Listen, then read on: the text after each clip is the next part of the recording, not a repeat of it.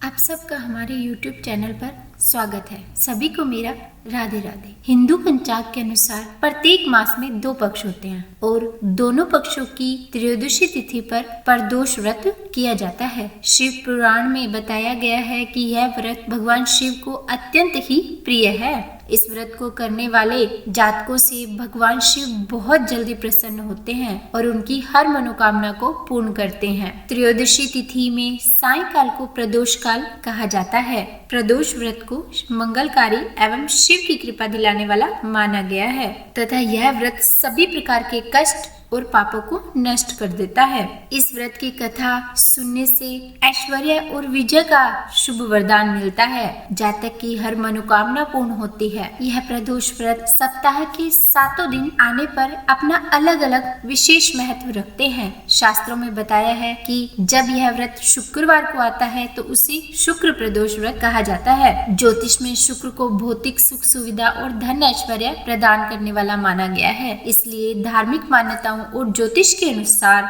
शुक्र प्रदोष व्रत सुख समृद्धि बढ़ाने वाला है। इस व्रत को करने से शिव जी तो प्रसन्न होते ही हैं, साथ ही जातक को शुक्र की भी अनुकूलता प्राप्त होती है। तो आइए सुनते हैं शुक्र प्रदोष व्रत की कथा। यह कथा शुरू करने से पहले आप सबसे मेरा विनम्र निवेदन है कि कमेंट बॉक्स में ओम नमः शिवाय जरूर लिखिएगा। आइए अब सुनते हैं शुक्र प्रदोष व्रत कथा। एक नगर में 3 मित्र रहते थे, राजकुमार, ब्राह्मण कुमार और तीसरा था धनिक पुत्र। राजकुमार और ब्राह्मण कुमार विवाहित थे। धनिक पुत्र का भी विवाह हो गया था, लेकिन अभी गोना शेष था। एक दिन तीनों मित्र स्त्रियों की चर्चा कर रहे थे। ब्राह्मण कुमार ने स्त्रियों की प्रशंसा करते हुए कहा कि नारीहीन घर भूतों का डेरा होता है। धनिक पुत्र ने यह सुना तो तुरंत ही अपनी पत्नी को लाने का निश्चय कर लिया। माता पिता ने उसे समझाया कि अभी शुक्र देवता डूबे हुए हैं, ऐसे में बहू बेटियों को उनके घर से विदा करके लाना शुभ नहीं होता। किंतु धनिक पुत्र नहीं माना और ससुराल जा पहुंचा। ससुराल में उसे रोकने की बहुत कोशिश की गई, मगर उसने जिद नहीं छोड़ी। माता पिता को विवश होकर अपनी कन्या को विदा करना पड़ा। ससुराल से विदा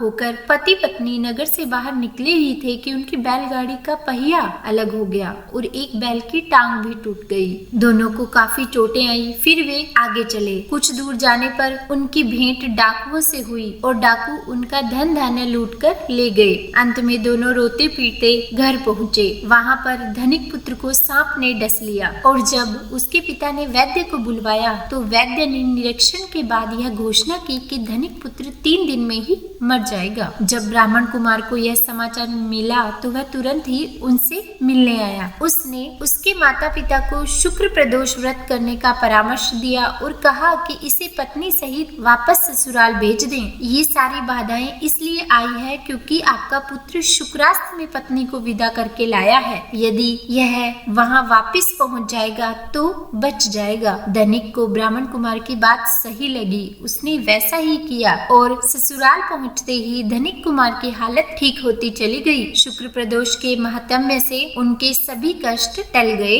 कहा जाता है कि शुक्रवार को प्रदोष व्रत सौभाग्य और दाम्पत्य जीवन में सुख समृद्धि भर देता है। यही कारण है कि शुक्र प्रदोष व्रत का काफी खास महत्व है। बोलो शिव शंकर भगवान की जय। अगर आपको मेरी यह वीडियो पसंद आई हो तो लाइक एंड शेयर करें, सब्सक्राइब करें और कमेंट में राधे राधे लिखना बिल्कुल भी न भूलें। राधे राधे।